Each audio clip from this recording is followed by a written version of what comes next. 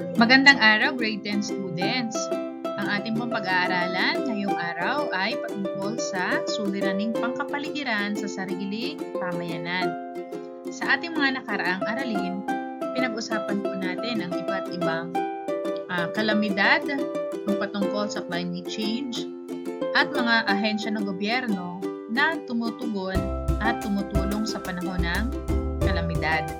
Ngayon naman po ay pag-aaralan natin yung iba-ibang suliraning pangkapaligiran na nararanasan natin sa ating mismong sariling pamayanan. At bago po tayo magpatuloy, hulaan po natin ang mga salita na kasabay ng mga larawan na lalabas sa ating screen. Pwede po natin itong i-type sa comment box. Para sa inyo pong mga sagot, i-type lamang po sa comment box. Ayan, ano po yung nasa larawan? Tama po, oil spill. Sunod.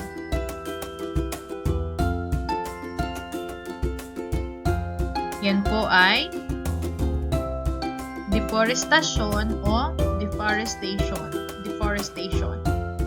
Next. Tama po, baha.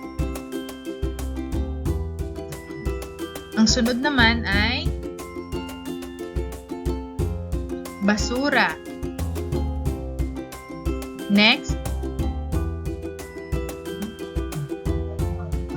pollution or air pollution.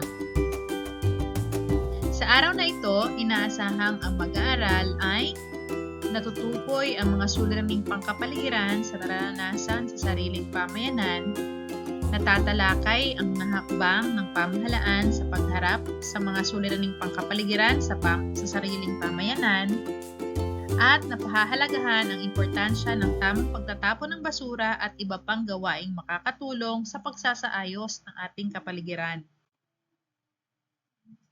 Ang mga suliraning pangkapaligiran ay tumutukoy sa mga pagbabago sa kalidad o dami ng anumang salik pangkapaligiran na tuwiran o hindi tuwirang nakakaapekto sa kalusugan at kagalingan o well-being ng tao sa isang nakapipinsalang paraan. Ang marami sa mga suliraning pangkapaligiran sa buong mundo at sa bansa, lalo na ang mga kritikal na kasalukuyang panahon, ay tinalakay na sa Aralin 2 at Aralin 3. Sa makatuwid, ang talakayan sa araling ito na sentro sa mga suliraning pangkapaligiran sa sariling pamayanan ay maituturing na suplemento na lamang ng mga kaalamang napag-aralan natin sa nagdaang mga aralin. So narito po, ang konteksto ng sariling pamayanan, ang suliraning pangkapaligiran, ay pangkaraniwan ng kaugnay ng mga hindi tamang gawain ng mga tao na nagreresulta ng hindi maganda sa kapaligiran.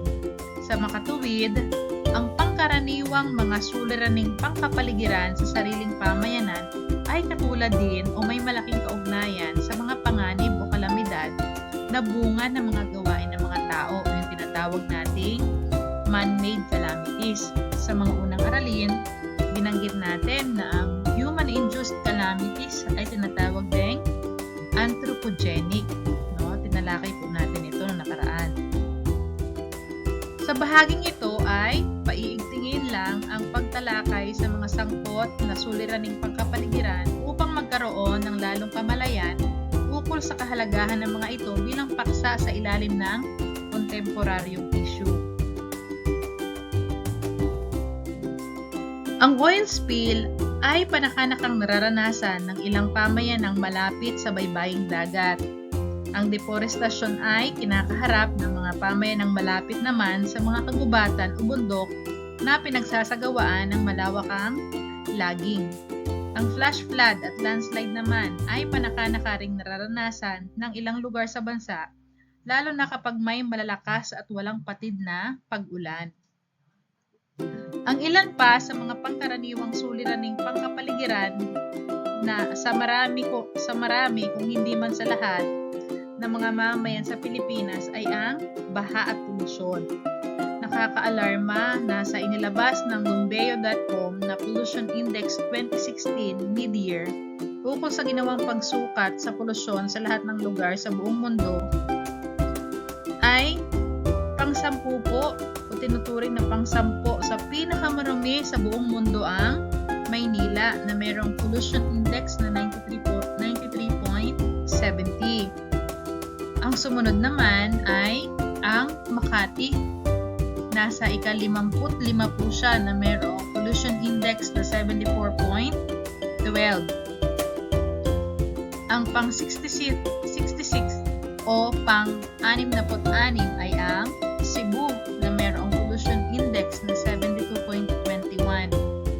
At ang pang-101 ay ang Baguio na mayroong pollution index na 50.66. Ang pang-104 ay ang Davao na mayroong pollution index na 62.27. Nakakalungkot na sa buong mundo ay halos nanguna ang Pilipinas sa pinakamadumi or pinakamaduming syudad sa buong mundo. Sa makatuwid, ang mga pamayanan sa mga syudad na nabanggit ay may problema ukol sa polusyon. Hindi man nabanggit sa listahan ng ibang syudad at urban na dako sa bansa, maituturing din namang peligro o banta ang polusyon sa mga ito. Sa pangkalahatang pagkahulugan, ang polusyon ay tumutukoy sa dumi, ingay, at hindi kaaya-ayang amoy sa kapaligiran. Hindi kataka-taka na ang mga syudad ay mayroon ng polusyon sapagkat kabilang sa mga pangkaraniwang mga sanhi ng polusyon ay ang mabilis na paglaki ng populasyon, pagdami ng industrial waste o mga basura na galing sa mga pagawaan, at mga sasakyang panlupa, pandagat at panghimpapawid. Ang mga ito ay pangkaraniwang matatagpuan sa mga lugar o pamayanan sa mauunlad na syudad. Sa mga nakatira sa mga pangunahing syudad sa bansa, ang polusyon sa hangin ay isang realidad. Sa pag-aaral na ginawa ng World Health Organization or WHO, lumilitaw na ang mga syudad gaya ng Baguio, Maynila, Cebu at Davao ang pinakamarurumi ang hangin sa bansa. Ang polusyon sa hangin ay bunga ng masama at nakalalasong gas at iba pang mga fume na humahalo sa hangin o sa malinis na hangin. Sa makatuwid, ang mga pamayanan sa Pilipinas na may mga pabrika, maraming mga sasakyang gumagamit ng gasolina at krudo, at maraming tao na naninigarilyo ay hindi katakatakang mayroon na maaaring magkaroon ng polusyon sa hangin. Sa mga pamayanang malapit sa mga pabrika na naglalabas ng maraming kemikal gaya ng carbon dioxide, carbon monoxide at sulfur dioxide, ang hangin ay nagiging marumi. Sa mga lugar na mas marami ang sasakyan gaya ng EDSA Commonwealth Avenue at iba pang busy National Highway, mas mataas ang pollution rate. Ang paninigarilyo naman ay naglalabas ng mga masamang kemikal sa hangin gaya ng carbon monoxide na masama sa kalusugan ng tao. Sa mga pamayanang malapit sa mga mataong pampublikong lugar kung saan ay hindi ipinagbabawal ang paninigarilyo, ang polusyon sa hangin ay mataas din. Kung ang pag-uusapan naman ay ang polusyon sa lupa, ang isa sa mga sanhi nito ay ang pagmimina o ang paghahanap at pagkuha ng mahalaga at mamahaling mineral. Sa proseso ng pagmimina ay may mga bagay at pamamaraan na nagiging dahilan upang dumumi ang lupa. Sa Pilipinas, may mga minahan ng nickel sa Zambales, Palawan, Agusan del Sur, Surigao del Norte at Surigao del Sur. Ang mga minahan ng ginto na may pilak ay matatagpuan naman sa Benguet, Masbate, Camarines Norte, Davao del Norte at Agusan del Sur. May mga minahan din ng tanso at ginto at pilak sa Benguet, Cebu, Zamboanga del Norte, Cebu at Zamboanga del Norte. May minahan din ng tanso, ginto, pilak at zinc sa Albay, habang may mga minahan naman ng chromite sa Surigao del Norte at Eastern Samar. Sa Leyte naman ay may minahan ng bakal. Ang mga pamayanang malapit sa minahang ito ay may panganib na magkaroon ng problema sa polusyon sa lupa. Gayon din ang mga pamayanan kung saan ang mga magsasaka ay labis na gumagamit ng mga insecticide, pesticide at fertilizer o patabang may chemical.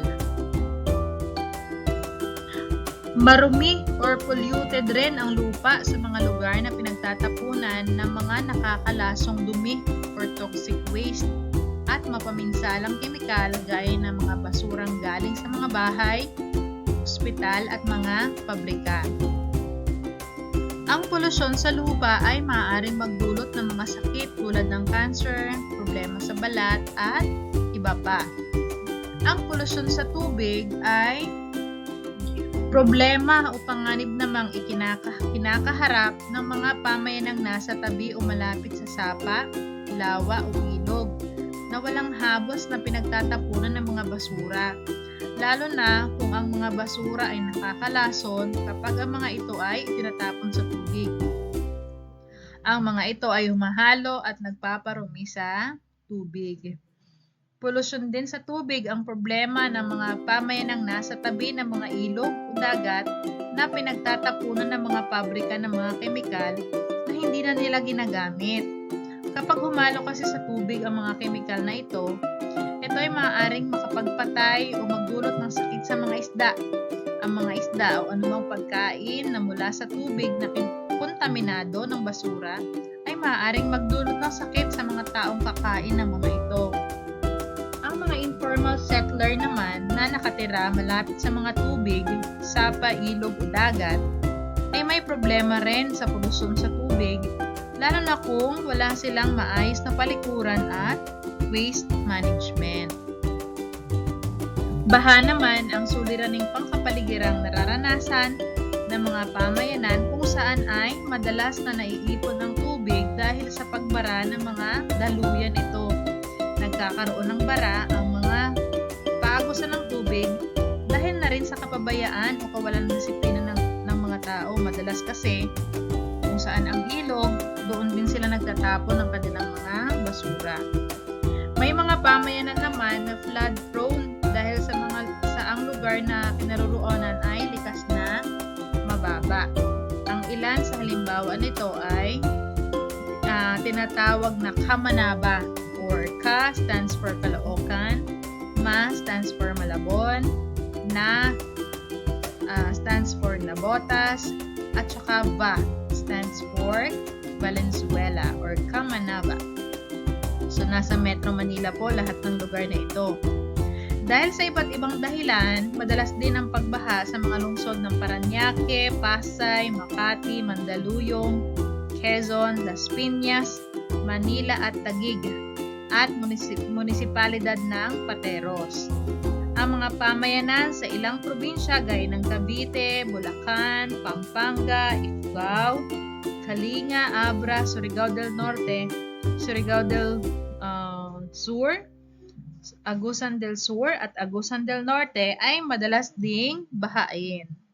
Ngayon naman, pag-usapan natin kung ano yung mga hakbang ng pamahalaan para sa mga suliraning pangkapaligiran.